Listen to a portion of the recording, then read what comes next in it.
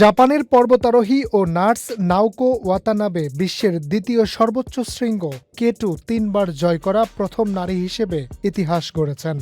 পাশাপাশি ৮,০০০ মিটারের উচ্চতার বিশ্বের ১৪টি পর্বতশৃঙ্গ জয় করা প্রথম জাপানি নারী হিসেবেও তিনি বিশেষ স্বীকৃতি পেয়েছেন। অসাধারণ এই অর্জনের পরও নাওকো ওয়াতানাবে নিজেকে খুব সাধারণ মানুষ বলেই মনে করেন।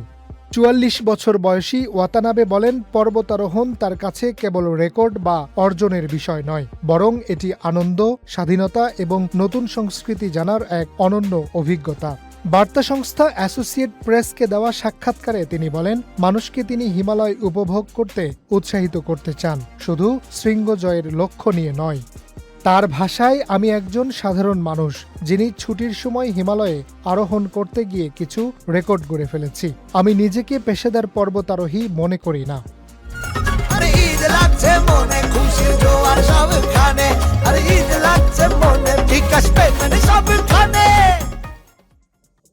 আগামী জুনে তিনি আবার পাকিস্তানের নানগা পর্বতে অভিযানে যাচ্ছেন। বিশ্বের নবম সর্বোচ্চ এই পর্বত কিলার মাউন্টেন নামেও পরিচিত। এবারের অভিযানে তার সঙ্গে থাকবেন একদল অপেশাদার ট্রেকার, যাদের বেশিরভাগই বেস ক্যাম্প পর্যন্ত যাবেন। ওয়াতানাবে বলেন, নাঙ্গা পর্বতের বেস ক্যাম্প অসাধারণ সুন্দর। ১৪টি শৃঙ্গের মধ্যে এটি আমার সবচেয়ে প্রিয়। আমি চাই সবাই এই সৌন্দর্য দেখুক।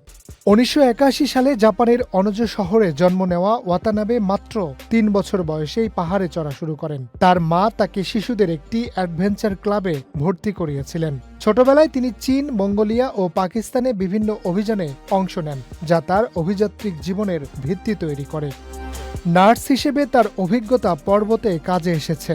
বিশ্ববিদ্যালয় হাসপাতালে পূর্ণকালীন চাকরি করার পর তিনি অস্থায়ী নার্স হিসেবে কাজ শুরু করেন, যাতে পাহাড়ে আরও বেশি সময় দিতে পারেন। ২০১১ সালে মাউন্ট এভারেস্ট জয়ের প্রথম প্রচেষ্টায় শীর্ষ থেকে মাত্র ১৫০ মিটার দূরে গিয়ে তিনি ফিরে আসার সিদ্ধান্ত নেন। খারাপ আবহাওয়ার কারণে অক্সিজেন শেষ হয়ে যাওয়ার আশঙ্কা করেছিলেন তিনি। ফেরার পথে সাময়িকভাবে দৃষ্টিশক্তি হারান এবং পরে নিউমোনিয়ায় আক্রান্ত হন, তবে শেষ পর্যন্ত তিনি বেঁচে ফিরতে সক্ষম হন। ২ বছর পর ২০১৩ সালে আবার এভারেস্টে ফিরে সফলভাবে শীর্ষ জয় করেন তিনি। ২০২৪ সালের অক্টোবরে মাউন্ট শিসা পাংমা জয়ের মাধ্যমে বিশ্বের ১৪টি সর্বোচ্চ শৃঙ্গ জয় করা প্রথম জাপানি নারী হন ওয়াতানাবে। এর আগে একই বছরের জুলাইয়ে K2 তিনবার জয় করা বিশ্বের প্রথম নারী হিসেবে স্বীকৃতি পান তিনি, যা আনুষ্ঠানিকভাবে স্বীকৃতি দেয় গিনেস ওয়ার্ল্ড রেকর্ড। তবে এত অর্জনের পরও থেমে যাওয়ার কোনো ইচ্ছা নেই তার। ওয়াতানাবে বলেন, সম্ভবত আমি জীবনে প্রায় ১০০ বার হিমালয়ের পাহাড়ে উঠব।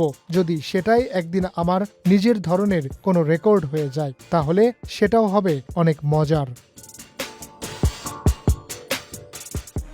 Harun Rashid, channel I.